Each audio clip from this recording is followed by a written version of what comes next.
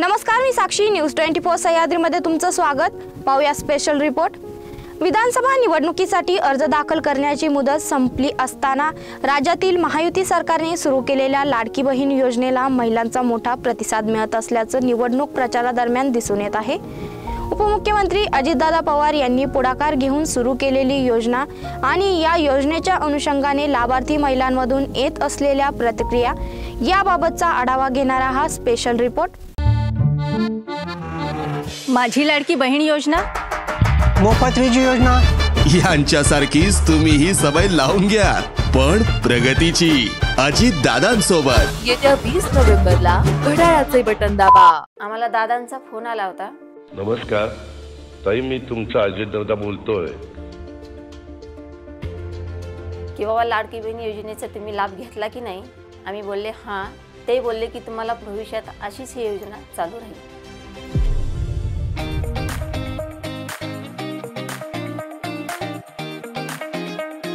नमस्कार, माझं नाव मीनाक्षी सुनील शिंदे.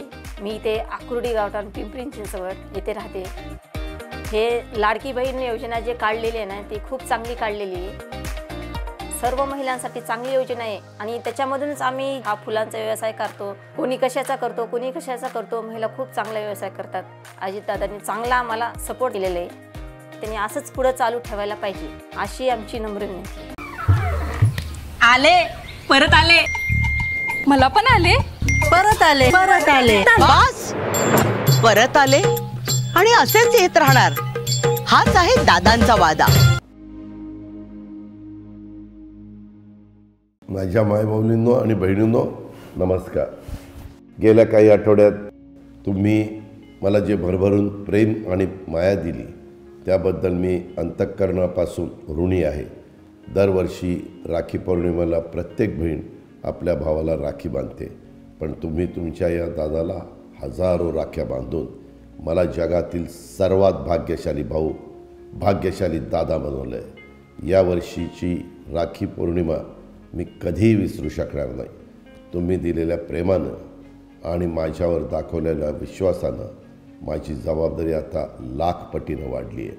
तुम्ही दाखवलेला विश्वास सार्थ ठरवण्यासाठी, तुम्हाला लाभ आणि त्यातून बळ देण्यासाठी तुमचा दादा तसोभर देखील कमी पडणार नाही, हा माझा वादा आहे आणि तो मी शेवटपर्यंत निभावणार. 3 महिन्यापूर्वी जेव्हा मी महायुतीच्या सरकारच्या वतीनं राज्याचा अर्थसंकल्प सादर केला, तेव्हा मी शेतकरी, कष्टकरी, युवक युवती आणि विशेषतः माझ्या लाडक्या बहिणींच्यासाठी काही महत्त्वाच्या योजना जाहीर केल्या. तुमचा हा दादा नुसत्या योजनांचा घोषणा करून थांबला नाही, तर त्या योजनांची अंमलबजावणीसुद्धा केली. या सर्व योजनांच्यामध्ये सगळ्यात महत्त्वाची योजना म्हणजे लाडकी बहीण योजना. माझ्या लाडक्या बहिणींना, मायमाऊलींना स्वतःच्या पायावर भक्कमपणे उभं करण्यासाठी आणि त्यांना स्वावलंबी बनवण्यासाठी मी अर्थमंत्री म्हणून उचललेलं हे सगळ्यात मोठं पाऊल होतं. दुर्दैवाने आमचे विरोधक लाडकी बहीण योजनेसंबंधी माझ्या मायमाऊलींच्या मनात भ्रम पसरवत आहेत. जेव्हा मी लाडकी बहीण योजना जाहीर केली तेव्हा विरोधक म्हणत होते की या योजनेची अंमलबजावणी शक्य नाही. जेव्हा आम्ही या योजनेची अंमलबजावणी सुरू केली आणि माझ्या मायमाऊलींनी आनंदाने योजनेचे फॉर्म भरायला सुरुवात केली, तेव्हा विरोधक म्हणू लागले की फॉर्म तर भरून घेतील पण खात्यात पैसेच येणार नाही. आणि जेव्हा माझ्या बहिणींच्या खात्यात आता 5 महिन्यांचे मिळून 7,500 रुपये जमा होऊ लागले, तेव्हा भेदरलेले आणि घाबरलेले विरोधक म्हणू लागले की आता पैसे येत असले तरी निवडणुकीनंतर येणारच नाहीत.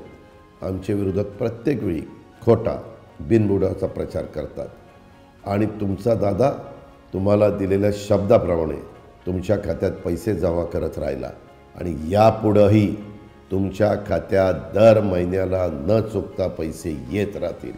आम्ही जसं राखी पौर्णिमेला बहिणींना ओवाळणी दिली तशीच ओवाळणी भाऊबीजेच्या निमित्तानं सुद्धा देत आहोत. येत्या विधानसभा निवडणुकीनंतर आमचं महायुतीचं सरकार लाडकी बहीण योजनेअंतर्गत मिळणारी रक्कम वाढवण्याचा निश्चित प्रयत्न करेल. हे राज्यातील मायमाऊली आणि बहिणींच्यासाठी उचललेलं एक ऐतिहासिक पाऊल असेल. याची माझ्या लाडक्या बहिणींनी नोंद घ्यावी। याला जोडूनच मी अजून एक महत्त्वाची गोष्ट माझ्या बहिणींना सांगू इच्छितो की माझ्या काही विरोधकांनी उघडपणे जाहीर केलं आहे की निवडणुका संपल्यानंतर ते ही योजना बंद करतील।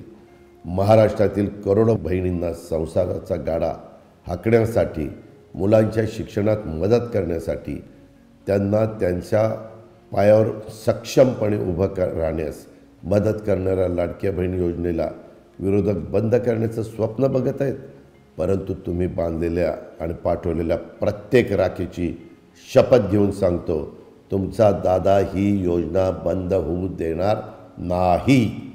निवडणुकीच्या वेळी विविध पक्ष एकमेकांवर अनेक आरोप करतात, एकमेकांच्यावर हल्ले देखील करतात, पण मला असं वाटतं की विरोधक लाडकी बहीण योजनेबद्दल खोटी माहिती पसरून मायमाऊलींचा अपमान करत आहेत, भीतीचं वातावरण पसरत आहेत। पूर्वी विरोधकांनी सांगितलं की पैसे मिळणारच नाही, आता ते म्हणत आहेत की पैसे का दिले जात आहेत, याचं उत्तर माझ्या भगिनींना द्यावं लागेल। विरोधक म्हणतात की महिलांना थेट पैसे देणं व्यर्थ आहे। त्यांना मी सांगू इच्छितो की मागच्या 2 महिन्यात मला हजारो बहिणी भेटल्या, काहींनी राखीसोबत पत्र पण पाठवलं। त्या प्रत्येक संवादात, त्यांनी लिहिलेल्या प्रत्येक पत्रात माझी भगिनी त्यांना मिळत असलेल्या रकमेतून त्या काय करणार आहेत हे मोठ्या आनंदाने सांगत होत्या, लिहित होत्या। काहींनी तर सांगितलं या पैशातून छोटासा व्यवसाय करून आपल्या कुटुंबाला समृद्ध करण्याचा प्रयत्न करणार आहोत। एका माऊलींनी 2 महिन्याचे आलेले पैसे आणि त्यात आपले स्वतःचे काही पैसे जोडून एक शिलाई मशीन घेतली। ती आता तिच्या आजूबाजूच्या घरातील महिलांचं शिवणकाम करत आहे आणि त्यातून तिला बऱ्यापैकी पैसे मिळतील अशी माझी खात्री आहे। काही भगिनींनी सांगितलं की त्या या योजनेच्या पैशाचा वापर आपल्या मुलामुलींच्या शिक्षणावर, शैक्षणिक साहित्य विकत घेण्यावर करतायत। माझ्या एका भगिनीनं या पैशातून राखी पौर्णिमेच्या महिन्यात राखी बनवण्याचं साहित्य विकत घेऊन त्या राख्या बाजारात विकल्या आणि त्यातून चांगले पैसे जमवले आणि तेही हे सर्व काही मोठ्या आनंदाने मला सांगत होती। अशी हजारो उदाहरणं आम्हाला आज राज्यभर पाहायला मिळत आहेत, याचा आम्हाला सार्थ अभिमान आहे। महाराष्ट्रातील करोडो महिलांच्या स्वप्नांसाठी आणि त्यांच्या मुलामुलींच्यासाठी, भविष्यासाठी लाडकी बहीण योजना एक आधार बनत आहेत, याचा मला अत्यंत आनंद होत आहे। म्हणून विरोधकांना माझी हात जोडून विनंती आहे की तुम्हाला मला जी शिवीगाळ करायची आहे ती निश्चित करत राहा, पण लाडकी बहीण योजनेच्या माध्यमातून करोडो कुटुंबाचे स्वप्न जोडले गेले आहे। कृपया या योजनेसंदर्भात खोटी माहिती पसरून त्या स्वप्नांची राख रांगोळी करू नका।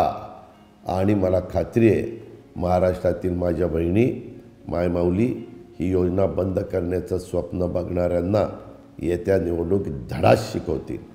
तुमच्या प्रेमासाठी आणि आशीर्वादासाठी पुन्हा एकदा धन्यवाद। नमस्कार। सर, ते लाडकी बहीण योजनेसाठी ना रजिस्टर करायचं काय योजना आहे महिलांसाठी। तुम्ही तिकडे जा। घड्याळाच्या काट्याप्रमाणे राहा, सतत प्रगती पथावर। येत्या 20 नोव्हेंबरला घड्याळाचे बटन दाबा।